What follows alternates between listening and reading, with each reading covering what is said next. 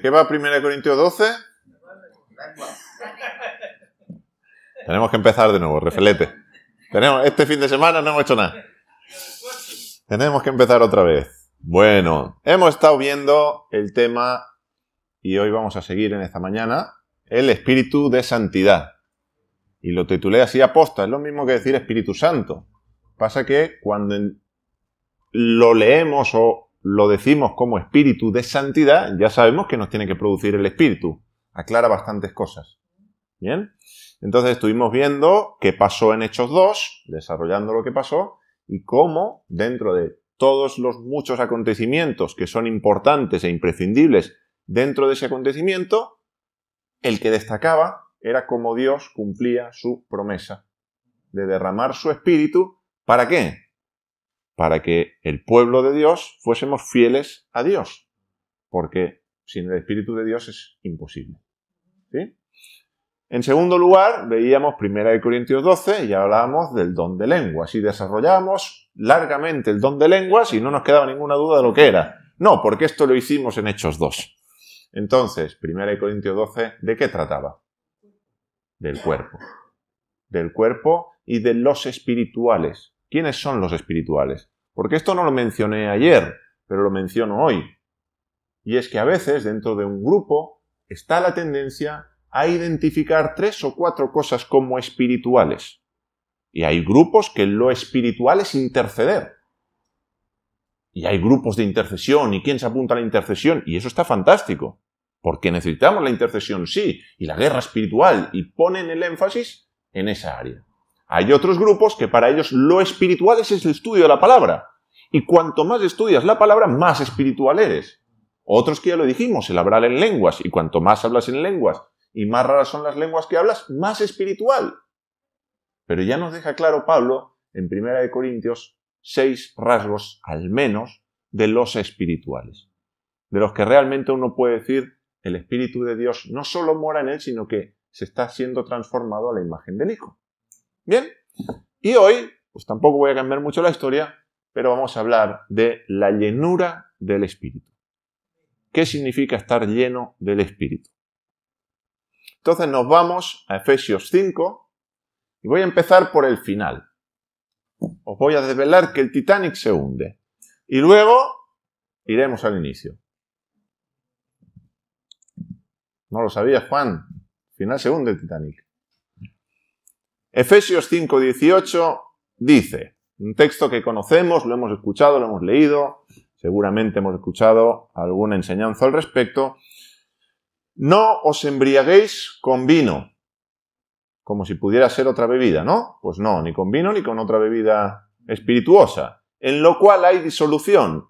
Antes bien, sed llenos del Espíritu. Y después de este versículo, Pablo va a continuar diciendo cómo ser lleno del Espíritu. Pero esto lo veremos al final. Cómo ser lleno del Espíritu. Así que te va a tener que aguantar hasta el final. ¿Bien? Porque ser lleno del Espíritu, como decía ayer, no es un imperativo que está solo. No aparece aislado en medio de la carta a los Efesios, sino que está dentro de un contexto.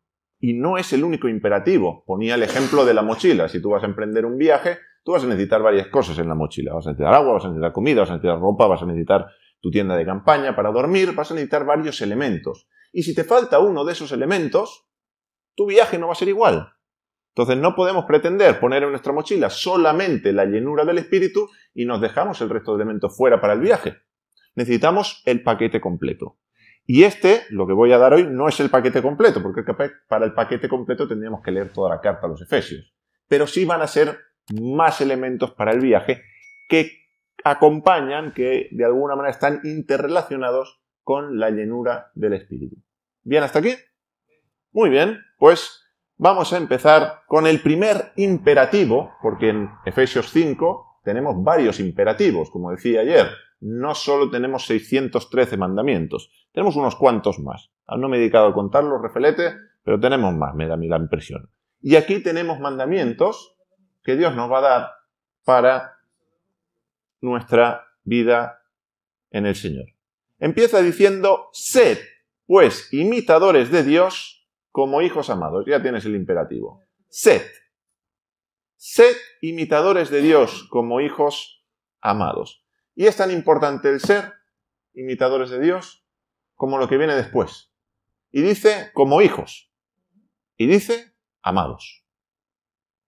Hijos amados. En primer lugar, cuando dice como hijos, no es que esté comparando. No dice como si fueras un hijo. No, ya eres un hijo. ¿Bien? Es una cuestión de causa, puesto que sois hijos. Esa es la idea, es una identidad que tenemos. Luego, no imitamos para ser hijos, ni tampoco para ser amados. Ya somos hijos amados. Si no somos hijos amados, no podemos imitar a Dios. No hay imitación de Dios. Luego, sed imitadores, ¿por qué? Porque sois hijos amados. Y qué importante es entender el amor de Dios en nuestras vidas, porque es lo que nos transforma.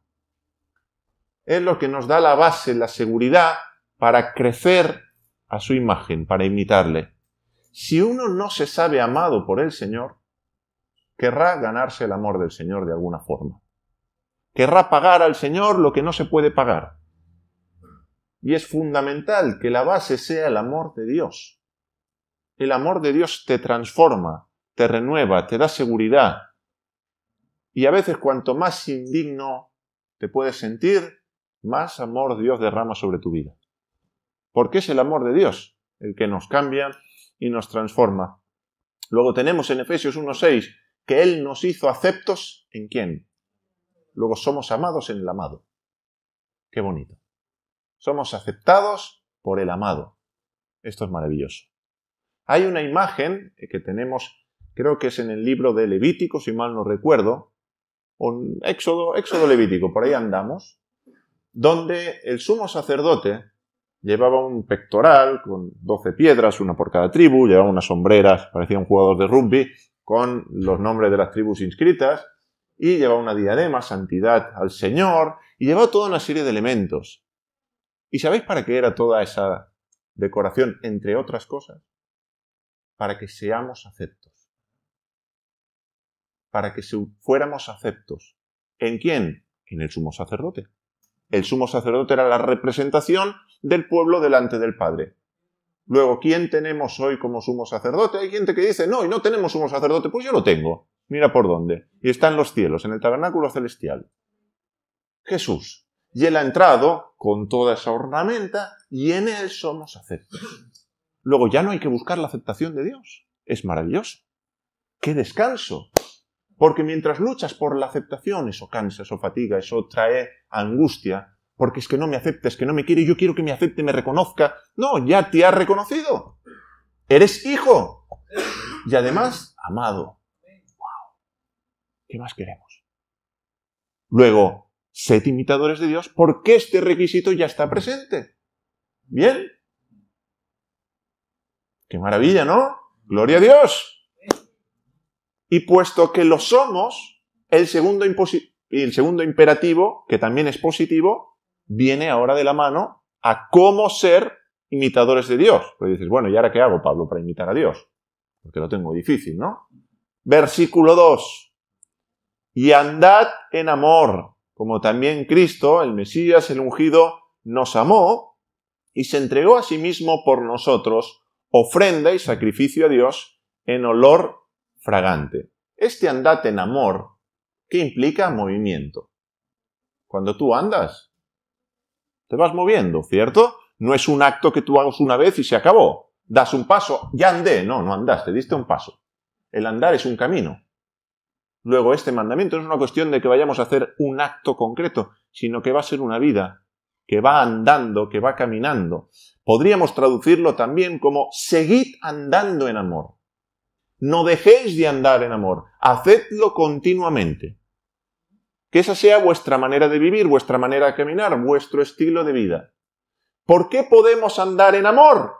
Porque hemos sido amados. Nosotros le amamos a Él, ¿por qué? Porque Él nos amó primero. Luego es la respuesta al amor de Dios. ¿Bien?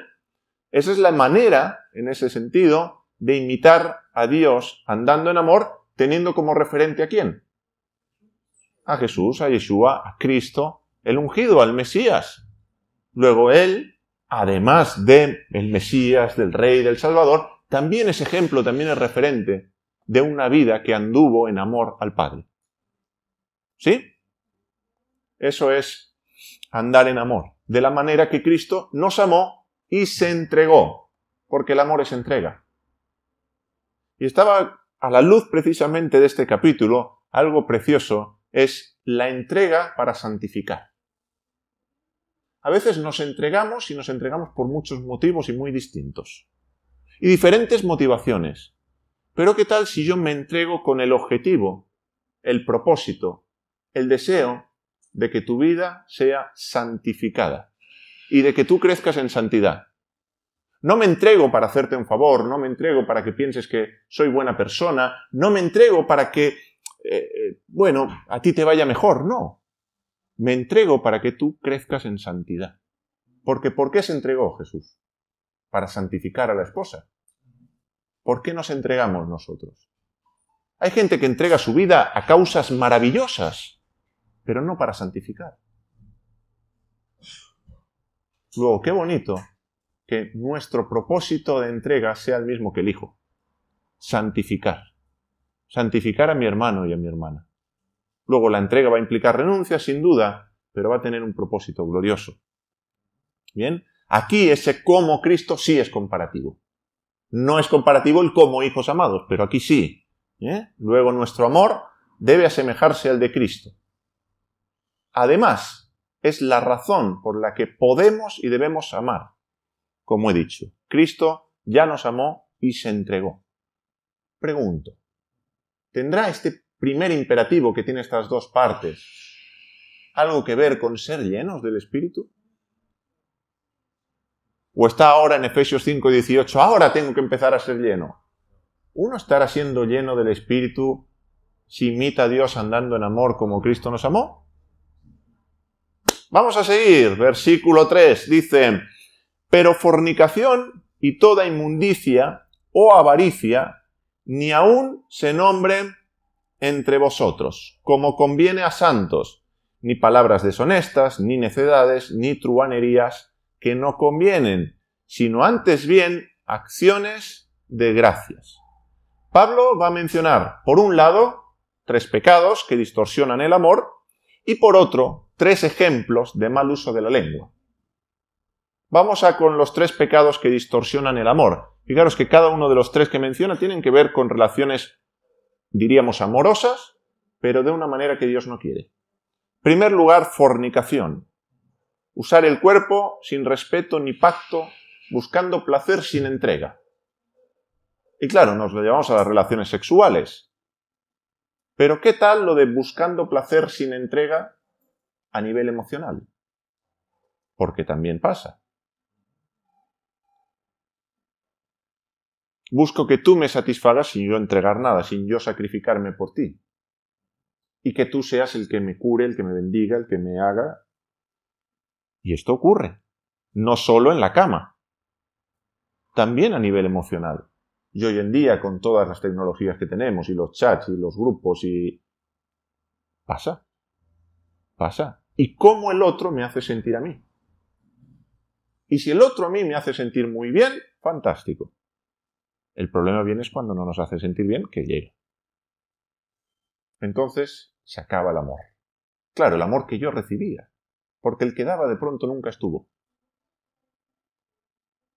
Fornicación. Luego dice inmundicia. Esto es maravilloso. Me encanta cuando en el Nuevo Testamento encuentro la palabra inmundicia. Porque antes, ya os lo dije ayer, metía todo en el mismo saco. Pecado, inmundicia, todo ahí, que no sé muy bien lo que es la inmundicia. Ya lo dije, inmundicia no necesariamente es pecado. De hecho, la mayoría de las impurezas que se contraían en la Biblia hebrea no eran pecado, pero eran un estado que nos inhabilitaba para estar en la presencia del Padre. Uno en estado de impureza no solo a veces no podía entrar en el santuario, sino que a veces se tenía que quedar fuera del campamento. Y esto estaré hablando más de este tema, Dios mediante, en México. Así que os conectáis y veis qué diré en México sobre la impureza. ¿Vale? Pero no es pecado. Pero sí es un estado que nos habilita para estar en la presencia del Padre.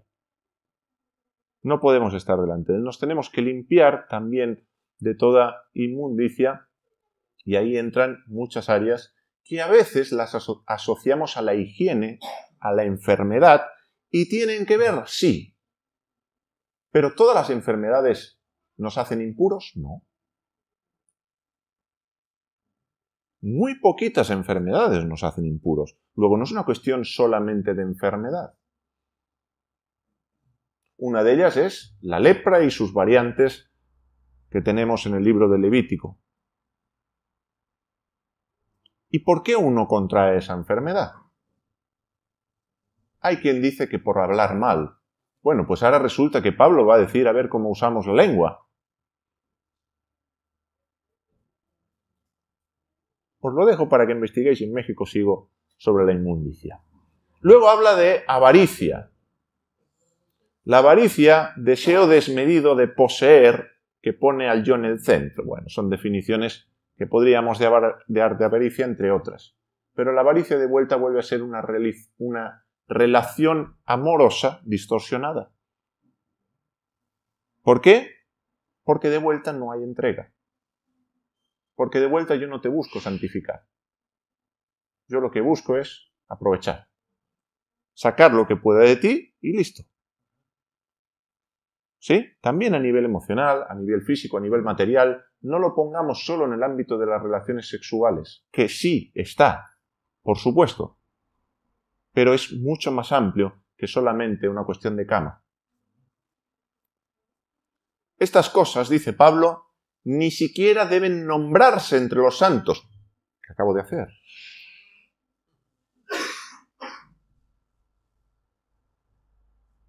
¿Os acordáis de en 1 Corintios capítulo 5? Qué orgullosos estaban de lo tolerantes que eran. Y cuánto amor había en esa congregación. Amamos tanto que, mira, en nuestra congregación tenemos uno que se acuesta con la mujer de su padre, pero Dios conoce su corazón. Y lo tenemos entre nosotros porque es un hermano, hombre, ¿cómo lo vamos a echar?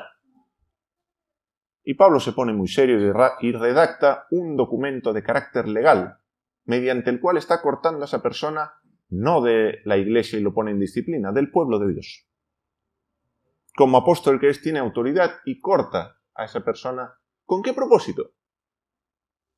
¿Que se pudra en el infierno? No. Que al ver sido cortado se arrepienta y pueda volver. Pero Pablo se pone muy serio. Y aquí Pablo nos está diciendo que esto ni se nombre entre vosotros, que no se dé, que no haya lugar en medio del cuerpo para estas cosas. A ningún nivel. El verdadero amor da y el falso amor consume. Y estamos en una sociedad consumista. Contaban por ahí que dice, este va a ser el año del consumismo. Dice, con su mismo coche, con su mismo piso, no va a cambiar nada porque no va a poder comprarlo. Y estamos en una sociedad consumista. Y hemos vuelto del amor un producto. De las relaciones algo que no es genuino, que no es humano. ¿Por qué? Porque todo es virtual, en el mejor de los casos. Luego el amor no es un producto. El amor es una persona. Y una persona que nos ha amado para que amemos como Él nos ha amado. Ahora vamos a esos 3 ejemplos del mal uso de la lengua.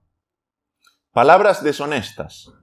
¿Qué son palabras deshonestas? Bueno, entre muchas otras cosas, conversaciones sucias, groserías, lenguaje degradante. Dice, no, yo no digo palabrotas. Sí, pero a veces en nuestro hablar degradamos al otro. Menospreciamos al otro en cómo hablamos. Digo, ay Señor, perdónanos, porque qué fácil es.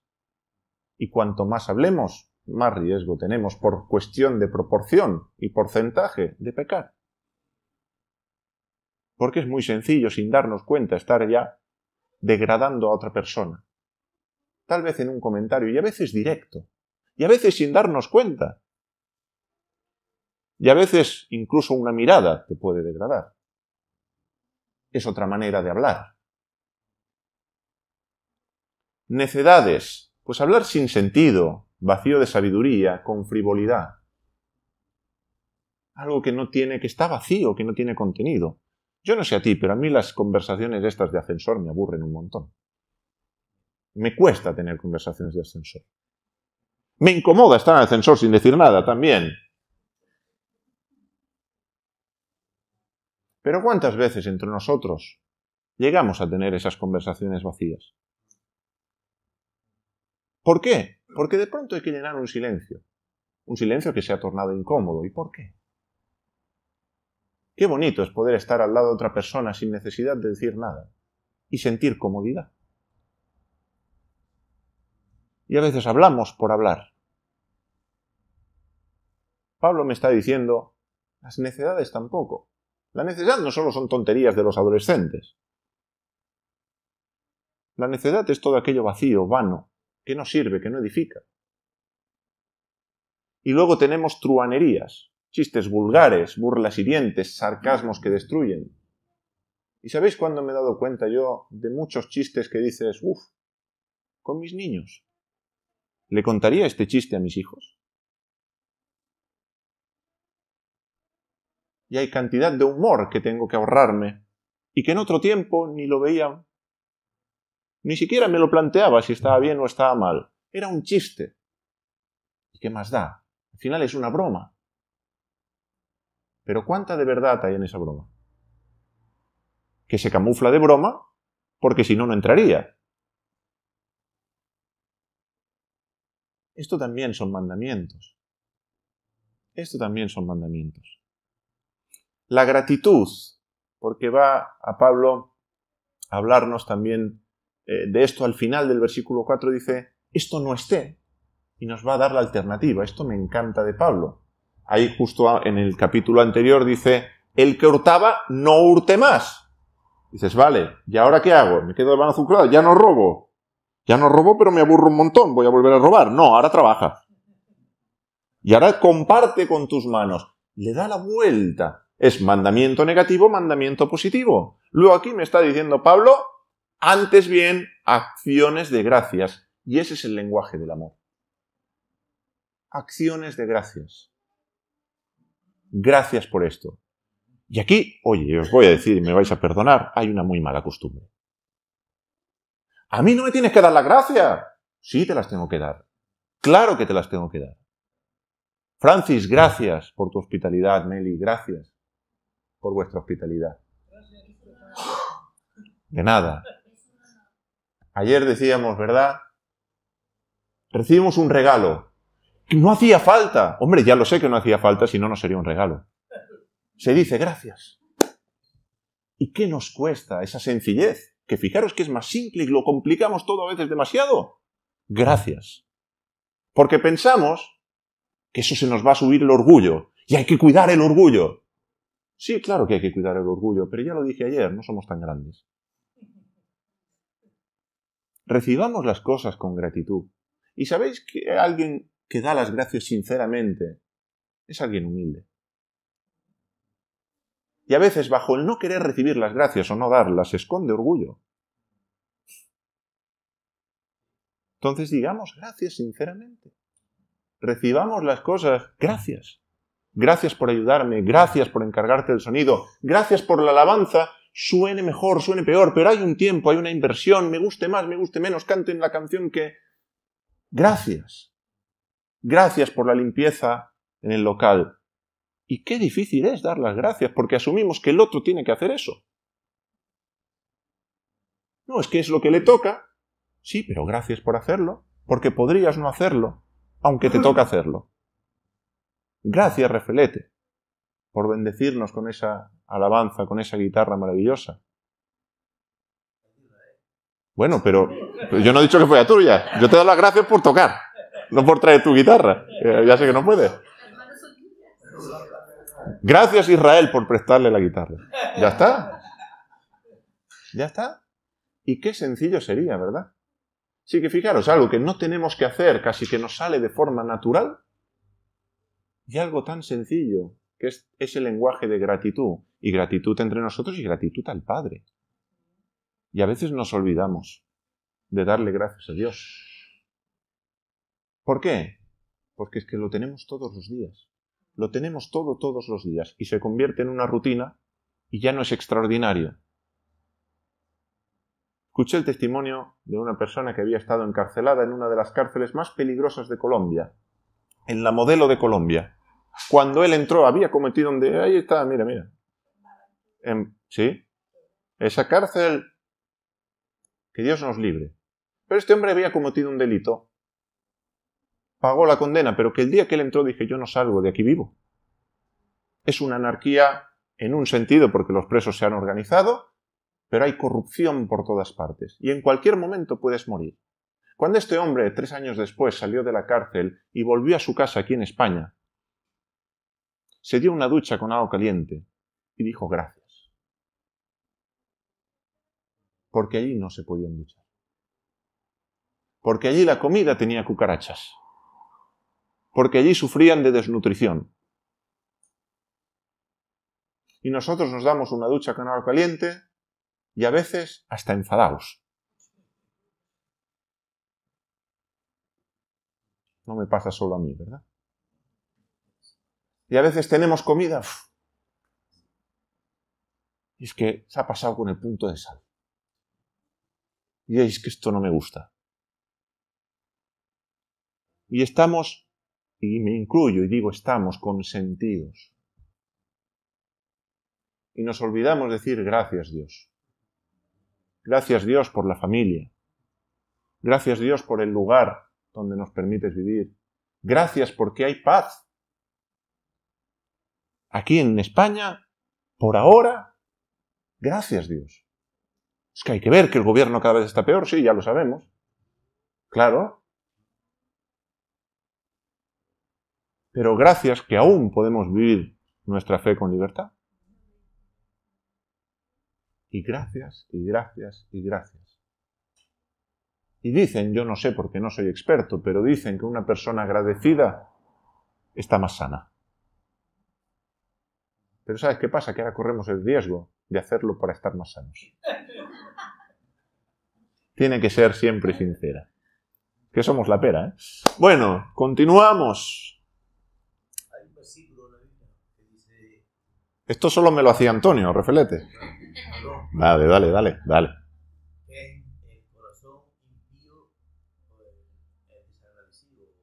Impío no es agradecido. Algo así. Busca a ver si lo encuentra y lo compartimos. Muchas gracias. Hay que ser agradecido. Versículo 5 dice, porque sabéis esto, que ningún fornicario, o inmundo, o avaro, que es idólatra, tiene herencia en el reino de Cristo y de Dios. Y nadie os engañe con palabras vanas, porque por estas cosas viene la ira de Dios sobre los hijos de desobediencia. Aquí tenemos varias cosas. Nos habla de una verdad innegociable, del peligro del autoengaño y de una consecuencia inevitable. Pablo dice, sabéis esto, no es algo nuevo. Es algo que al menos la comunidad en Éfeso conoce. ¿Y qué conocen? Pues va a enumerar justamente esos 3 pecados de los que he hablado. Fornicación, impureza, aunque no siempre la impureza tiene que ver con pecado, y avaricia. Pero añade aquí una clave más. Y nos dice que pasear una virgen por cabra es idolatría. ¿No viene eso en tu Biblia, Manolo? Vaya por Dios, me he equivocado de Biblia entonces. La avaricia es idolatría. ¡Ostras! Tú, que llevo la idolatría en el bolsillo y no me había dado cuenta. Que llevo la idolatría en la cartera. Que el ídolo lo tengo en la cuenta bancaria. Y que no hago una procesión, aunque a veces paseo la cartera arriba abajo.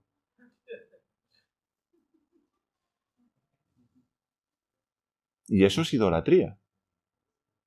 Vaya, o sea que no solo va de muñecos la cosa. Que también va de euros. Que también va no solo en lo económico, sino de una actitud de una persona avara, que es lo contrario a ser generoso. Y la generosidad en el trato, la generosidad en el dar, la generosidad en el compartir. Se está poniendo... ¿Tendrá esto que ver con la llenura del Espíritu? Dice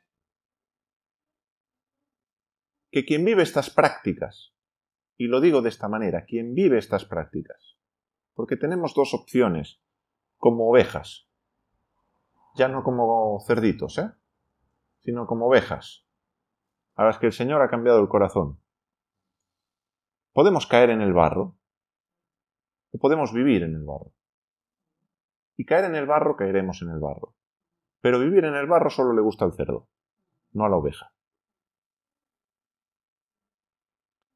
Luego, quien vive estas prácticas, dice, no tiene herencia en el reino. No tiene herencia en el reino. Luego hay un peligro en ese autoengaño, porque dice, nadie os engañe con palabras vanas. No es tan grave, no es para tanto.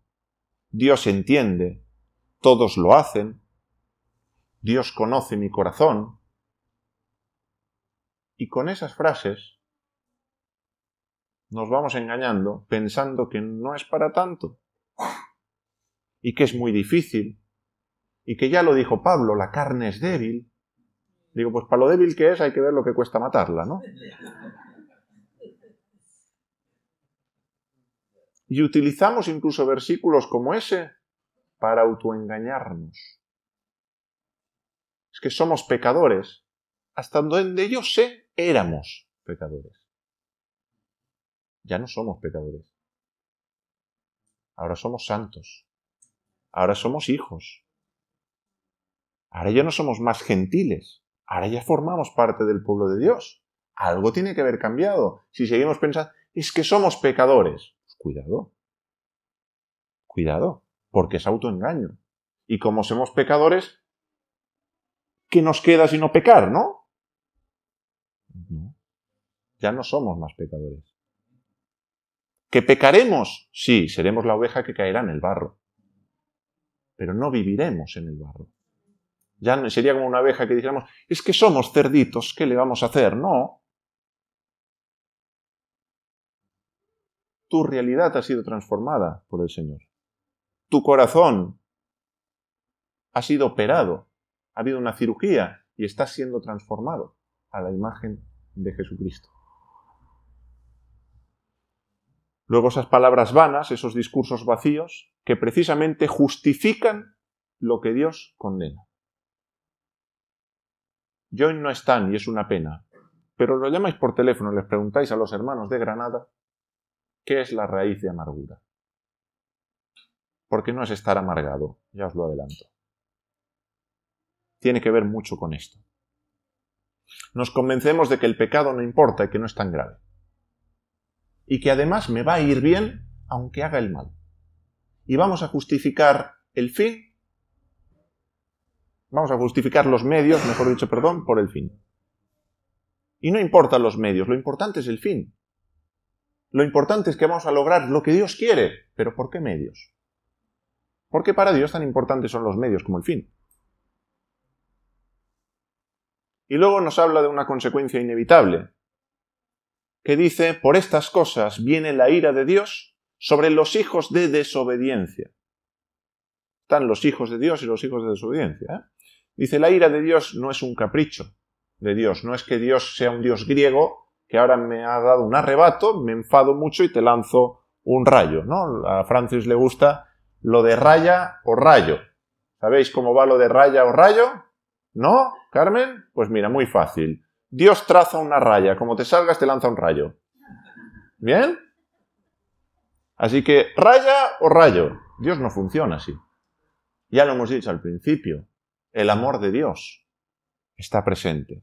El amor de Dios es la base. Hemos sido amados. Ahora, es cierto que Dios va a derramar su ira y es una respuesta justa a la rebelión del hombre. Es un castigo proporcional al delito cometido y al daño cometido. El problema es que a veces pensamos que el pecado no es tan grave, cuando precisamente no solo nos desestructura a nosotros, sino que desestructura al otro, desestructura la creación y desestructura todo aquello que Dios ha creado. Y pensamos que el alcance del pecado se queda en nuestra habitación. No es cierto. No es verdad. El pecado desestructura más allá de lo que podemos llegar a pensar. Porque cambia tu organismo. Cambia la electricidad de tu organismo. Cambia lo que tú transmites. Luego le llega al otro. Es tremendo. Lo que pasa es que a veces estas cosas, pues obvio, no se hablan en una comida, ¿eh? Ni las pensamos de forma habitual. Pero la gravedad del pecado es enorme. Enorme. Y si a un ser humano que peca le sumas 2, se multiplica. Y si le sumas 3, se sigue multiplicando. Es exponencial. Luego más y más y más. Y así júntate con una humanidad que a lo largo de en torno unos 5.000, 6.000 años de historia le ha estado dando la espalda a Dios, vez tras vez. ¿Qué tiene que hacer Dios?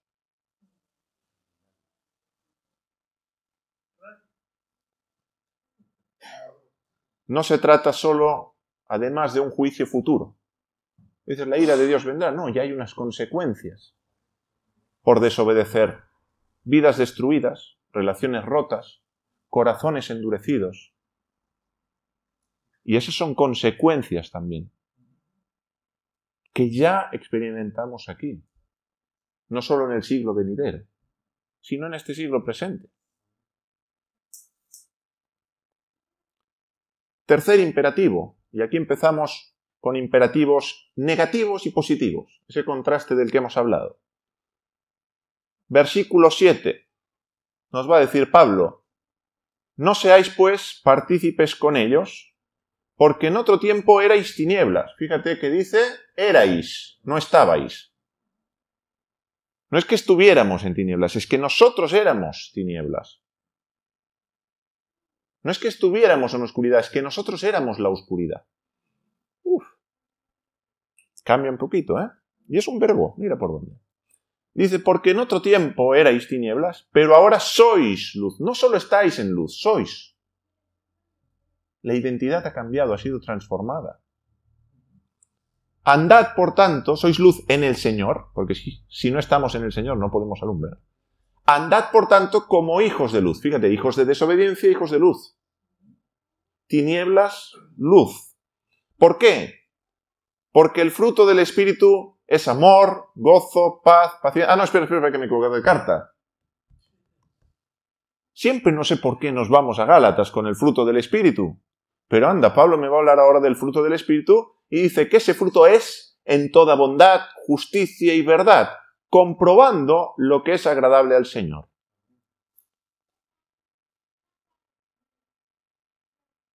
¿Cómo vamos de tiempo, Francis? ¿Vamos bien?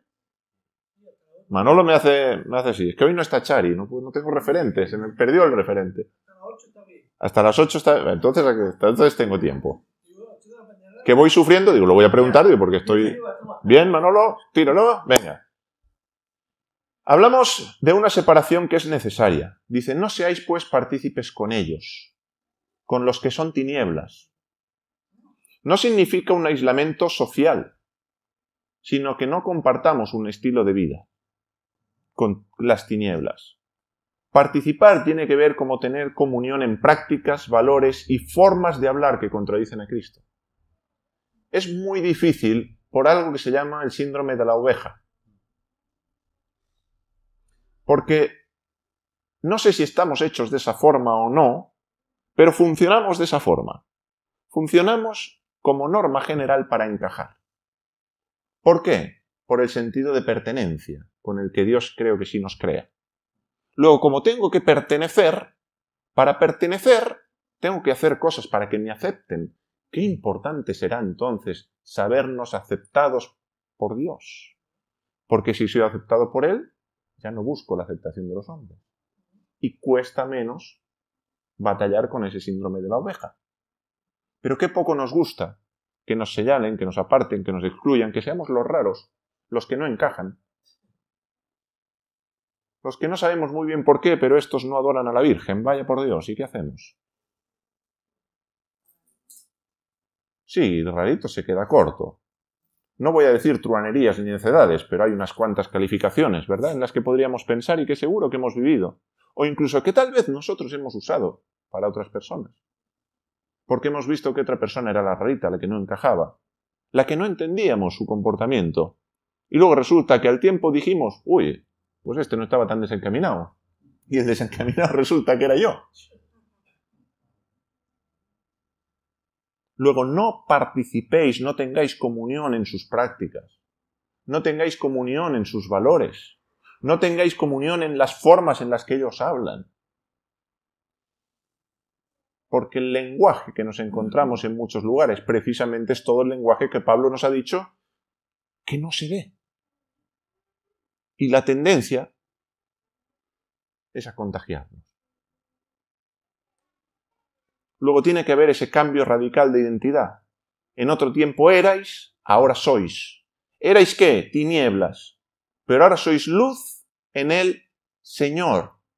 ¿Esto qué significa? En unión con Él. Luz en Él. Jesús en el Evangelio de Juan dice, separados de mí, nada podéis hacer. Y yo miro alrededor y digo, pues Jesús, me parece que, con todo el respeto, no es verdad. Hay mucha gente que no está unida a ti y hace muchas cosas. Claro, la gente hace muchas cosas, pero ¿qué no se puede hacer separados de Él? Producir fruto para Dios. Producir fruto para Dios. Si tú estás separado de Cristo, y dices, bueno, ¿y ahora cómo me uno a Cristo? Porque Cristo es la cabeza de un cuerpo, siendo miembro del cuerpo que tiene relación con lo que vimos ayer en 1 Corintios 12. Separados del cuerpo de Cristo, que es Cristo, nada podemos hacer, no podemos llevar fruto para Dios. Luego los espirituales forman parte de un cuerpo. ¿Os dais cuenta?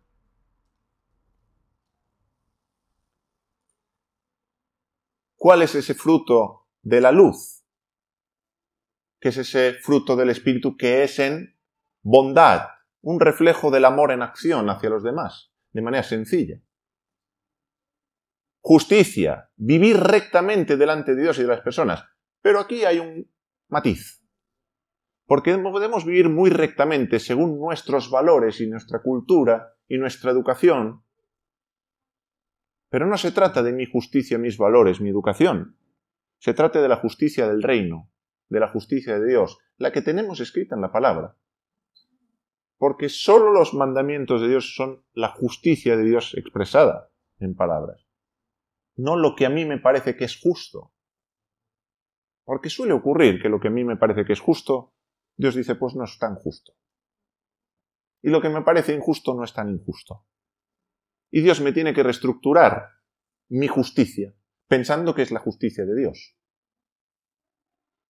Y la tenemos, resulta que escrita, que solo tenemos que leer. Y luego, por tanto, ponerlo en práctica y obedecer. Esa es la justicia. Y verdad. Tenemos transparencia, sinceridad, fidelidad a la realidad de Dios. Dice, en espíritu y en verdad. La botella y el vino.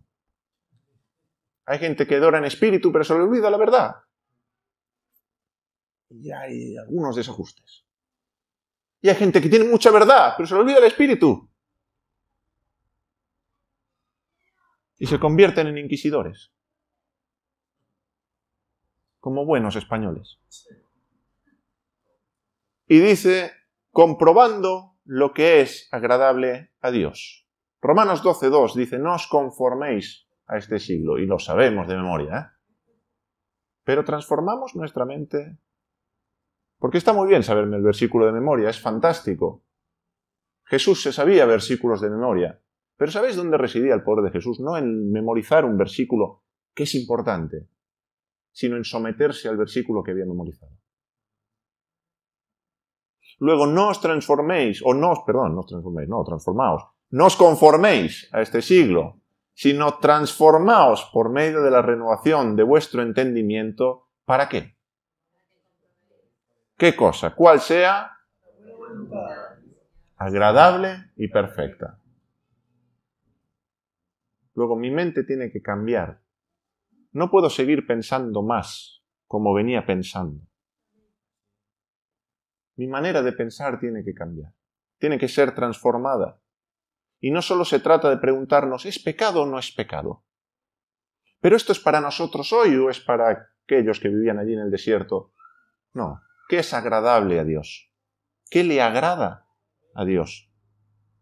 Una vez un hermano me dijo, ¿y la comida qué tendrá que ver con la santidad? ¿Qué más da lo que yo me coma o me deje de comer? Pues resulta que en el contexto de la comida, Dios dice, esto no lo comeréis para que seáis santos como yo soy santo. Digo, hombre, pues sí tiene que ver con la santidad. Resulta que sí es importante para Dios aún lo que yo como. Pero yo tengo que renovar mi mente. Porque si mi mente no es renovada conforme a la palabra del Padre, voy a seguir pensando como pensaba. Y seguiré teniendo la cultura que tenía. Y no adoptaré la cultura de Dios, la cultura que está en su palabra. Y no adoptaré la forma de vivir que Dios tiene para mí, sino que seré un poquito mejor persona. Y no se trata de ser un poquito mejor persona de lo que éramos antes. Se trata de vivir sujetos a los mandamientos, a la palabra de Dios. Se trata de obedecerle. Por esa relación de amor. Algunos piensan que obedecer es tornarse legalista. Digo, tú no has entendido nada. Con todo respeto. Porque precisamente, ¿por qué le obedecemos? Porque sabemos que hemos recibido su amor, que hemos sido amados, que hemos sido aceptados, que hemos sido rescatados, que hemos sido salvados, redimidos, que el precio ha sido pagado. Yo no pretendo pagar nada con mi obediencia. Sería absurdo. Pero es la respuesta de amor que damos a nuestro Padre. ¿Tendrá que ver esto con ser lleno del Espíritu?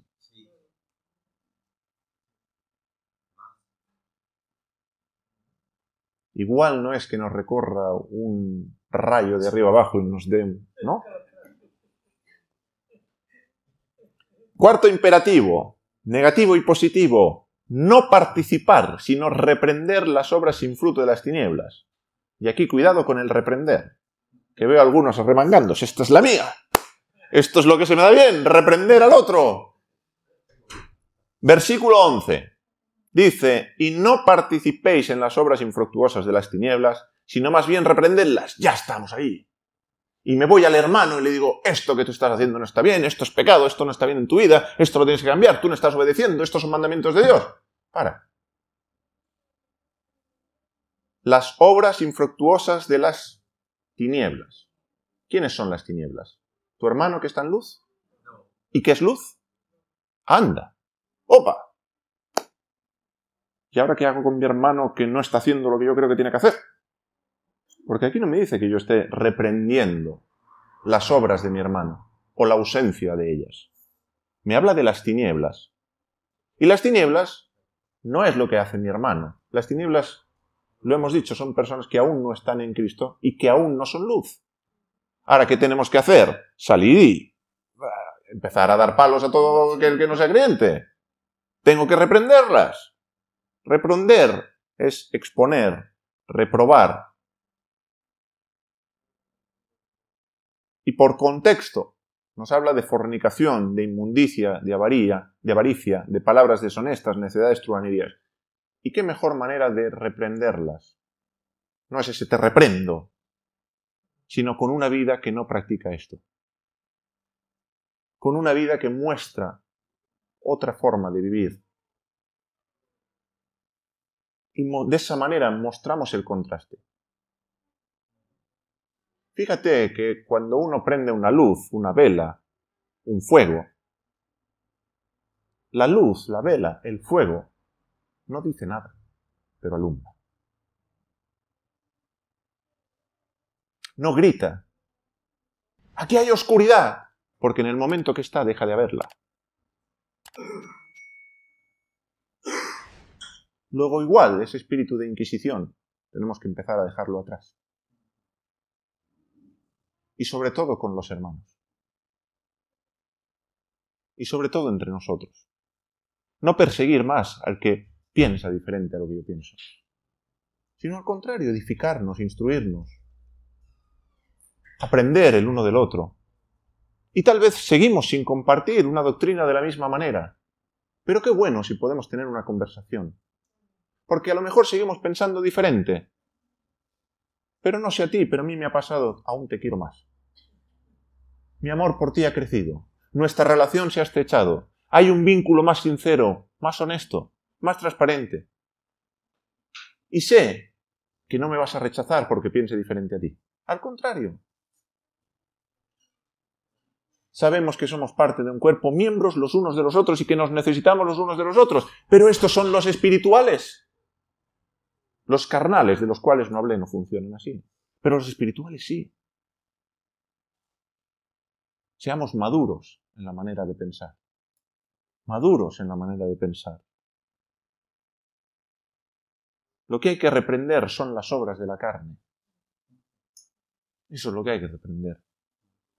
Fíjate, siempre me había preguntado, me di cuenta mientras preparaba esta charla, digo, oye, ¿por qué dice fruto del Espíritu y obras de la carne? ¿Por qué no dice el fruto de la carne? Porque no hay fruto en la carne. Es tremendo, no hay fruto en la carne. La carne no produce fruto. Separados de mí nada podéis hacer. Mira, Carmen, 2 años, ¿no? ¿Me has dicho antes? Y yo no lo sabía, Carmen. Me di cuenta mientras preparaba esto. Y Carmen, 2 años en el Señor. Y el Señor le ha dado entendimiento a Carmen. ¿Os dais cuenta cómo no es cuestión del tiempo que uno lleve? Que no es cuestión del conocimiento que uno tenga y de lo mucho que estudie la palabra. Y yo aprendo de mi hermana, que lleva 2 años. Y uno diría 2 añitos una bebé. Bendito sea Dios. Nos necesitamos. Nos necesitamos. Y necesitamos lo que Dios ha puesto en nosotros. Y necesitamos darlo. Y compartirlo. Y tener esa confianza y esa libertad para poderlo hacer. Y que no haya más ese espíritu censor. De que si no piensas como yo, voy a ti con espada. Y como es de doble filo, va a ser al entrar y al salir, que te voy a llevar por delante con Biblia en mano. Hazlo, pero deja la Biblia a un lado, por favor. No usemos más la palabra de Dios para atacar al otro.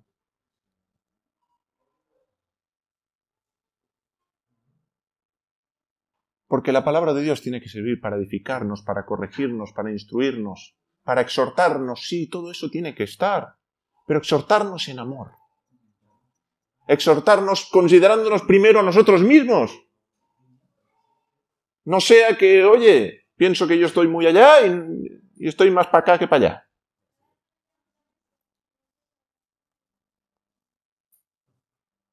Luego, 5º imperativo.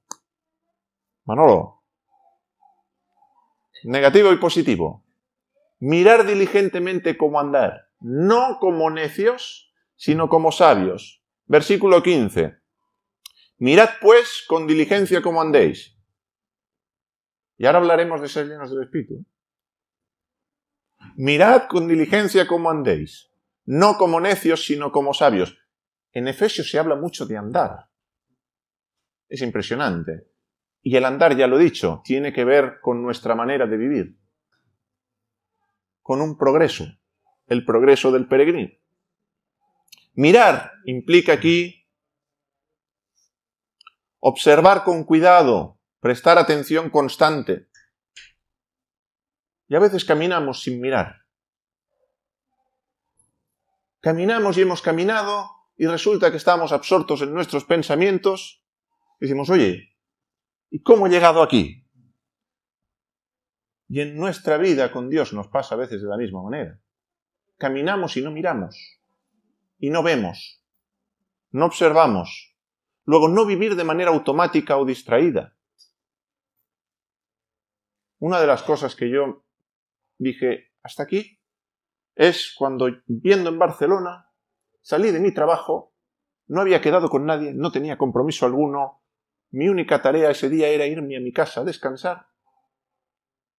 Y os podéis creer que iba caminando deprisa, porque el ritmo era rápido y porque todo el mundo andaba rápido y sin mirarse a la cara. Y hoy en día, con la tecnología, menos nos miramos a los ojos. Y yo dije, ¿qué estoy haciendo? No he quedado con nadie, no tengo prisa. ¿A dónde voy? Con este acelero. Me voy a Almería. No fue así, ¿eh? Aquí se va más despacio. Y qué bonito vivir despacio. Y qué dulce vivir despacio. Una de las leyes que se me quedaron marcadas en el carnet de conducir es que a mayor velocidad, menos visibilidad. Y cuanto más rápido vas, menos ves. Y aquí Pablo me dice, mirad cómo andéis. Paraos en los caminos y preguntad por las sendas antiguas. Pero qué difícil es pararse si funcionamos por inercia.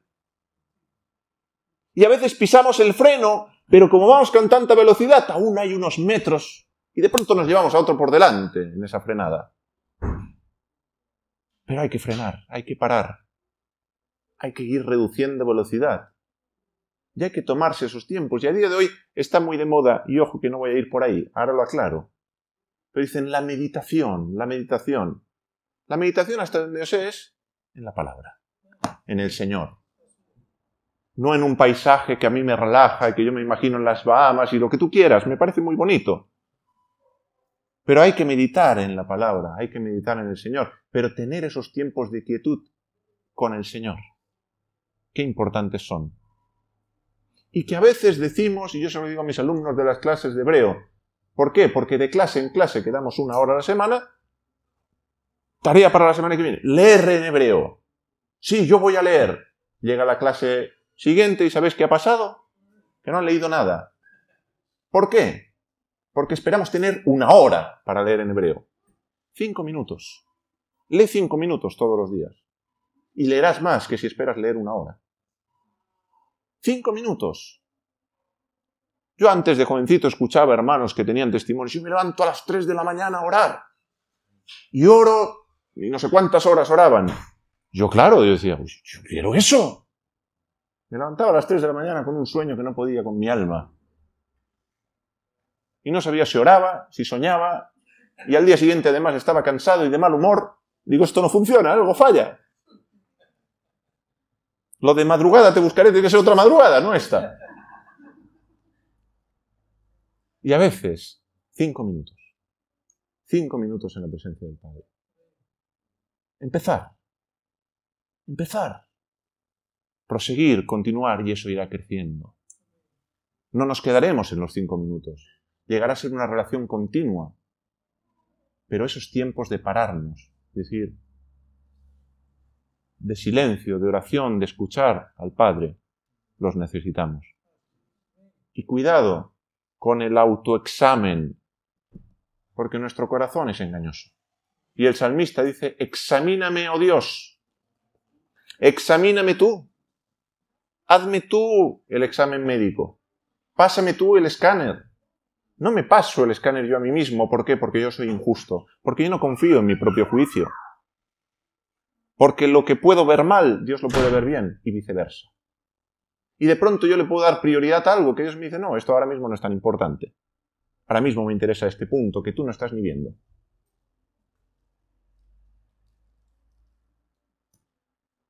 ¿Cómo podemos mirar nuestro andar como sabios?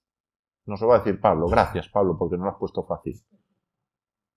Aprovechando bien el tiempo, porque los días son malos. Y uno que piensa cuando dice, hay alguien que está aprovechando el tiempo. Mira cómo aprovecha el tiempo. Es que no para quieto. Y hace muchas cosas. Uy, mira cómo le cunde, cómo aprovecha el tiempo. Y no para, y no para, y no para. Igual está viviendo por inercia. Hay una frase por ahí que la leeré para no trabarme. Dice, no es añadir años a la vida, sino vida a los años. Y yo le añado la vida de Dios. La vida de Dios. Y en eso aprovechamos el tiempo. No en vivir sin detenernos. Porque a veces, con esa velocidad, no vemos al prójimo. O mejor dicho, no nos volvemos prójimo del que tiene necesidad. Porque vamos deprisa, porque vamos corriendo. Porque a 120 por la autovía, cuando ves a uno en la cuneta, ya te lo has pasado. Y resulta que hasta es ley en España, lo del socorro. Y que hay que pararse. Pero ¿y cuántos nos paramos? Porque vamos a 120 por la autovía y qué difícil es. Y si freno de golpe, el de atrás me da. A mayor velocidad, menos visibilidad. Aprovechemos el tiempo, pero aprovechar el tiempo no es meternos en muchas cosas, ni muchos fregados. Ni no parar quietos. Hasta un día me decían que esto es un culo de mal asiento. Luego, aprovechar el tiempo es hacer la voluntad de Dios en nuestras vidas. Jesús aprovechaba el tiempo. ¿Alguien diría lo contrario? No, pero Jesús no era alguien que no paraba quieto. Hacía lo que veía hacer al Padre. ¿Y qué mejor tiempo aprovechado que el cumplir con la voluntad de Dios en el momento que Dios quiere y de la manera que Dios quiere? Maravilloso. Fueran 3 años, fueran 2, fuera 1, fueran 5, 40. Los años que Dios quiera que vivamos con Él, que podamos aprovechar el tiempo, haciendo lo que Dios quiere que hagamos. Y eso es aprovechar el tiempo, no metiéndonos en fregados. ¿Tendrá esto algo que ver con ser lleno del Espíritu? Parece ser que no va solo, ¿verdad? Parece ser que no va solo. Sexto imperativo. Y ya llegamos al Espíritu, ya llegamos. Es el séptimo imperativo, según el orden que he puesto. Dice en el sexto, no ser insensato, sino entendido en la voluntad de Dios. Negativo positivo, de vuelta. Por tanto, no seáis insensatos, sino entendidos de cuál sea la voluntad del Señor. Esta palabra entendidos lo que indica es discernimiento activo, reflexión continua. No es un conocimiento teórico. No es que yo entiendo la voluntad del Señor. Y tampoco es ir buscándola por todas partes como un desesperado. ¿Y cuál será la voluntad de Dios para mi vida? Lo he dicho ya en alguna ocasión. Y no pretendo ser irrespetuoso con nadie. He pasado por ahí. ¿Cuál será la voluntad de Dios para mi vida? Deja de preguntarte eso. Sirve al Señor. Vive para Él. Y en ese vivir, si Dios tiene algo especial que decirte, te lo dirá. No te preocupes. Pero esto nos pasa como los dones. Estamos tan ocupados buscando los dones que nos olvidamos de servir. Estamos tan ocupados buscando la voluntad de Dios para mi vida. ¿Y si no tiene ninguna? ¿Y si no tiene nada especial, ningún llamado de profeta? ¿Y si Dios no quiere que seas apóstol, ni evangelista, ni maestro? ¿Y si lo que Dios quiere es que hagas trabajo con tus manos? ¿Qué tal si esa es la voluntad de Dios para tu vida? Y sin embargo, vamos tras el llamado, tras algo más elevado que no somos y que tal vez no tenemos que ser, ni Dios quiere que seamos. Pero nos vamos tras esas manifestaciones, tras esos dones que sí nos llaman la atención.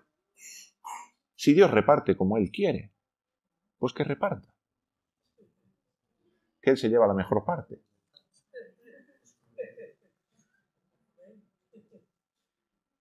Y ocupémonos en vivir una vida que le agrade, que le glorifique. Y en ese caminar, Dios nos mostrará lo que nos tiene que mostrar. ¿Pero por qué le pedimos? La voluntad para mi vida. Mira, yo tengo una voluntad para un pueblo.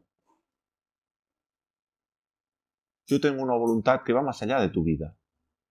Mi voluntad no pasa por tu centro. Mi voluntad pasa por mi centro. Luego, ¿no será mejor preguntarle cuál es tu voluntad y qué quieres que yo haga para hacer tu voluntad? Y a veces es más sencillo que todo esto. Y a veces solo necesitamos leer la palabra y obedecerle.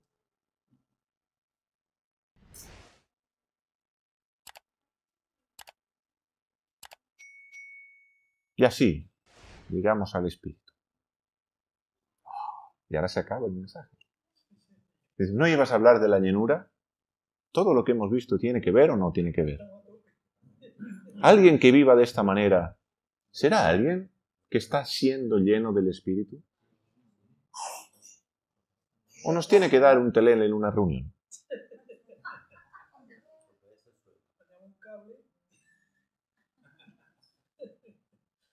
No lo digo con respeto ni para burlarme, pero a veces, sin querer, con buenas intenciones, incluso con buenas emociones, con buenas emociones, buenas intenciones. Y me acuerdo una vez de una hermanita, anciana, en una congregación, que con lágrimas en los ojos te decía que eso era lo que quería que le pasara a ella, porque entendía que eso era lo espiritual. Y sufría porque no le pasaba lo que le sucedía a aquellos que pasaban al altar. Y ella quería que el Señor le diera esas lenguas y esas caídas, cuando la película no iba de eso.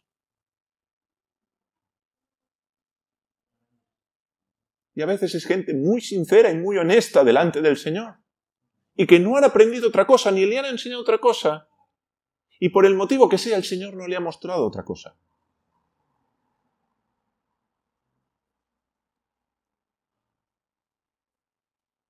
Pero la vida no va de teleles.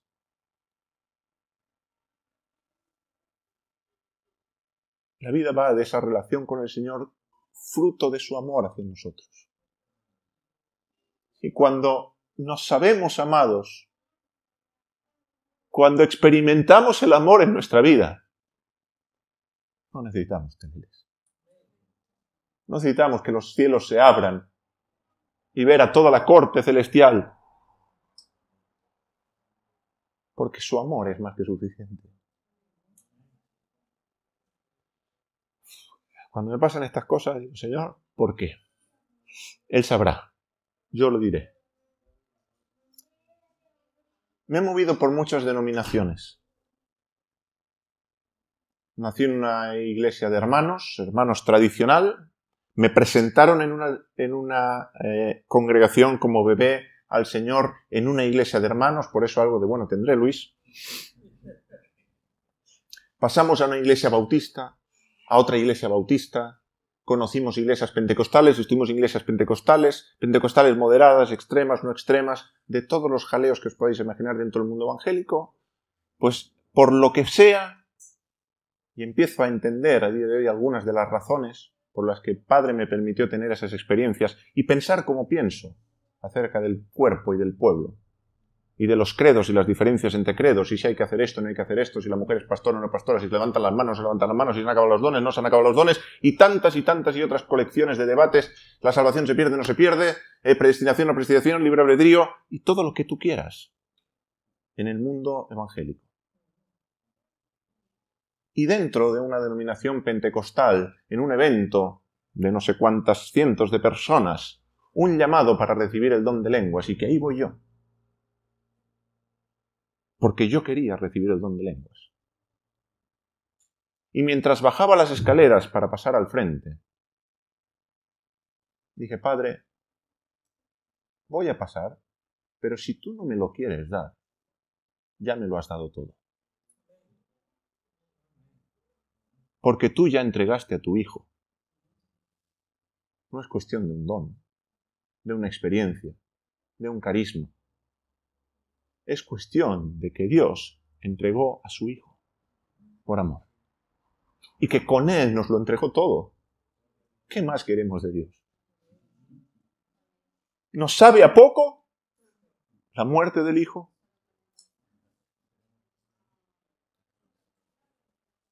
Si hoy no me dieras nada más, ya me lo diste todo. No necesito que añadas nada a mi vida. Porque me has dado la vida. Y ahí es cuando viene el lenguaje de gratitud. Y que el Padre me perdone por lo egoísta que soy a veces. Y lo mucho que pienso que el Padre aún tiene que hacer por mí, cuando soy yo el que tiene que hacer por Él. y que Él sin tener que hacer nada lo hizo.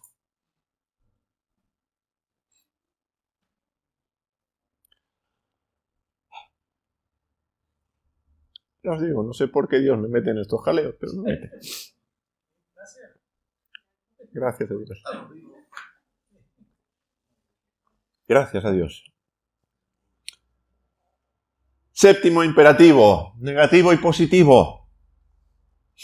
No os embriaguéis con vino, pero sí con vodka. No. Ni con vino, ni con vodka, ni con cerveza. No os embriaguéis. No os emborrachéis. No distorsionéis vuestros sentidos con sustancias que no son el Espíritu de Dios. Con ninguna. Ni el peyote, ni la ayahuasca, ni... No os embriaguéis. No alteréis vuestro estado de conciencia con lo que no viene del Padre. Sino antes bien, sed llenos del Espíritu. Y el ser llenos del Espíritu pasa como el andad. No es que seamos llenos patapum chimpum, abrió el grifo, nos llenamos y vamos a tope todo el día. No, porque esto es como el depósito de gasolina. No sé qué te pasa a ti, pero yo cada tanto tengo que rellenarlo. Luego, manteneos siendo llenos. Seguid siendo llenos. No dejéis de llenaros del Espíritu. Algo continuo. Un imperativo que hay que cumplir continuamente. No es solo una acción momentánea, sino vivir bajo la influencia constante del Espíritu. Entonces, tenemos esa experiencia progresiva, constante, no un estado único, de una vez y por todas. Ahora, ¿cómo vamos a ser llenos? Y esto lo dejaré para otra ocasión que nos veamos, pero os doy el esquema para que profundicéis. Hablando entre vosotros con salmos, verso 19, con himnos y cánticos espirituales, cantando y alabando al Señor en vuestros corazones, dando siempre gracias por todo al Dios y Padre, en el nombre de nuestro Señor Jesucristo, sometiéndoos unos a otros en el temor de Dios. ¿Cómo logramos ir siendo llenos? Alabanza comunitaria. Suene mejor o suene peor. Hay muchos beneficios en alabar comunitariamente.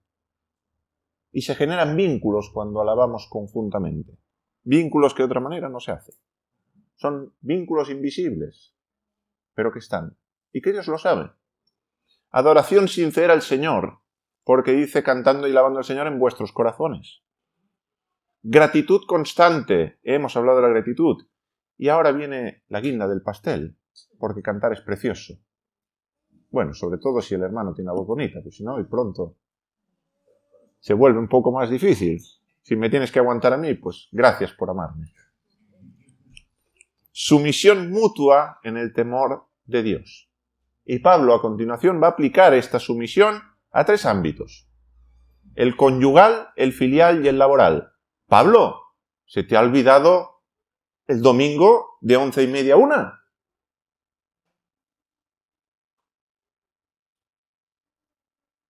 Esposos creyentes, padres e hijos creyentes. Trabajos donde también los jefes son creyentes. Y eso es un poco más raro, ¿no? En tu diario vivir. No ser llenos el domingo de 11 a 1. Id siendo llenos en vuestra relación matrimonial. ¿Por qué? Pues porque el que está casado sabe lo que eso significa. Porque es ahí donde cuesta. El someternos los unos a los otros. Es ahí donde se torna difícil renunciar a las armas. Es ahí donde se torna difícil agarrar la toalla y lavar los pies, cuando lo que el otro tiene en la mano es una espada. Cuando lo que se pelea es por quién tiene la razón. Y ya no importa el motivo de la discusión, importa quién prevalece sobre el otro.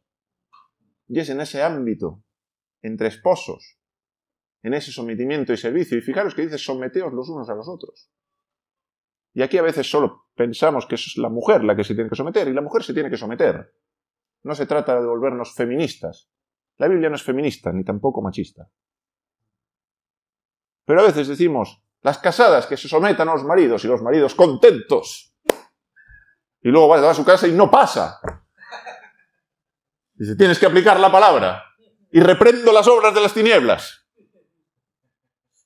Cuando los maridos se someten, ¿de qué manera? Como Cristo a la Iglesia. Prefiero el papel de esposa.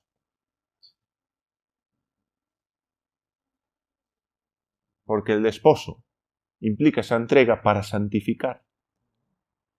Y a veces los esposos nos entregamos para que la mujer se calle, para no seguir discutiendo, porque no queremos escuchar más. Venga, pues lo que tú quieras. Y no pensamos en santificar. Pensamos en estar cómodos, en no discutir, en no pelear, con tal de que haya paz en casa, sí, pero hay santidad. O cambiamos la santidad por la paz, por nuestra comodidad. Padres e hijos. Y empieza por los hijos. Y claro, los padres contentos, sí, y luego no pasa. Pero no exasperéis a vuestros hijos, no los provoquéis, o no los aboquéis a la ira,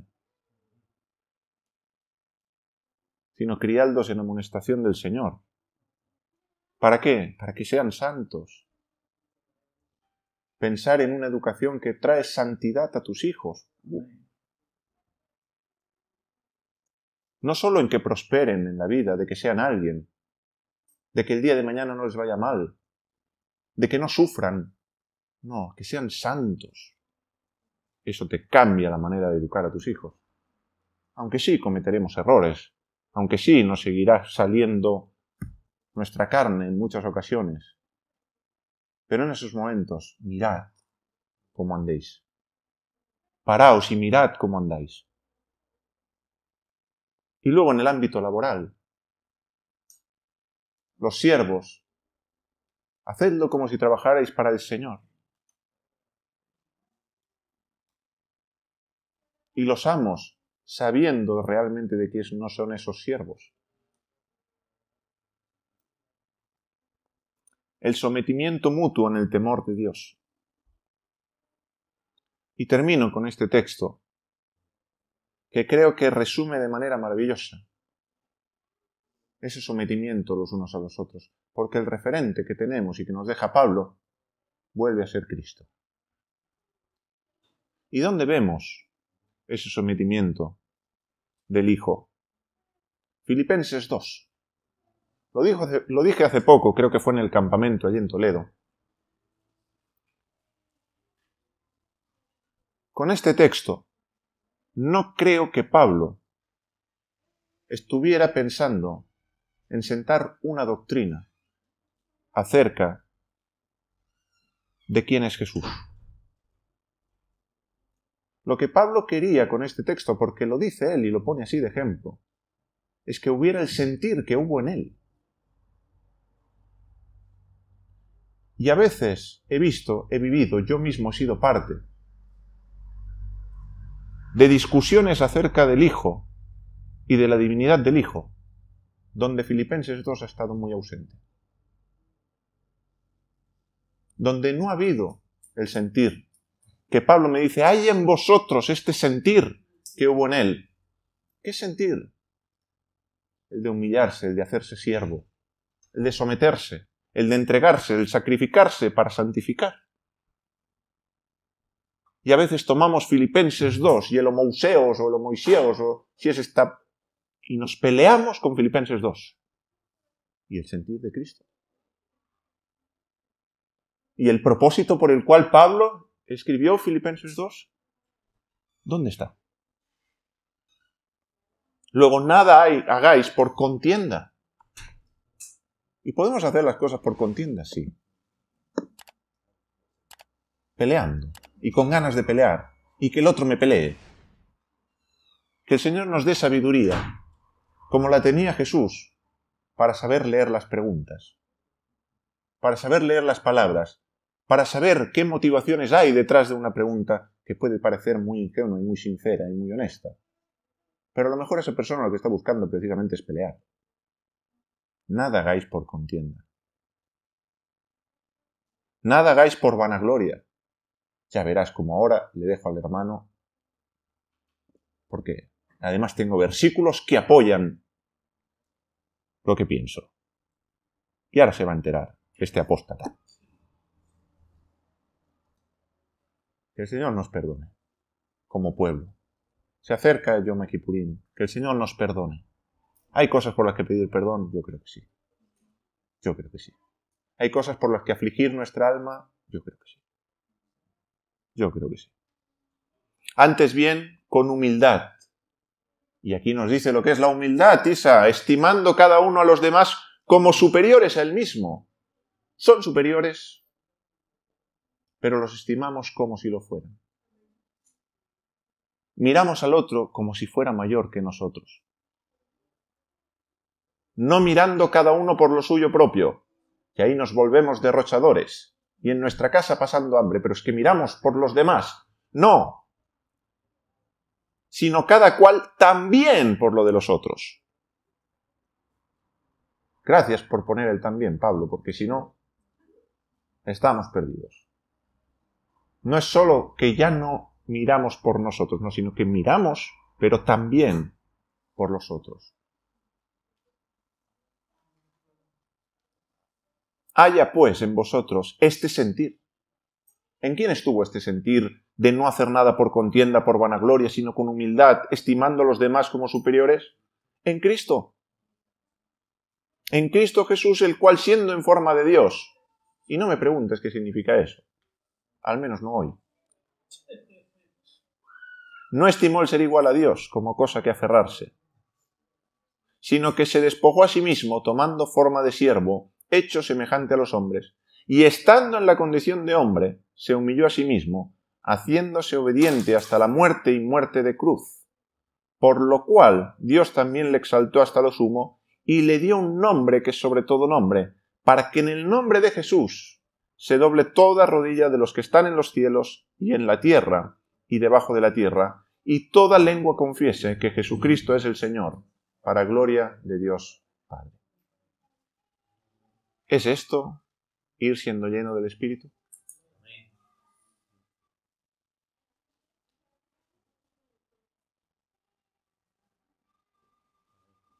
Pues adelante.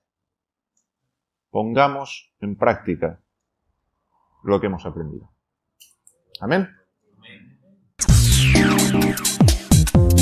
Has escuchado una enseñanza del ministerio Bienvenido al Origen, a cargo de Jonathan Mira. Deseamos que sea de bendición para tu vida y la vida de los tuyos. Encontrarás esta y otras enseñanzas en nuestro canal de YouTube, Bienvenido al Origen.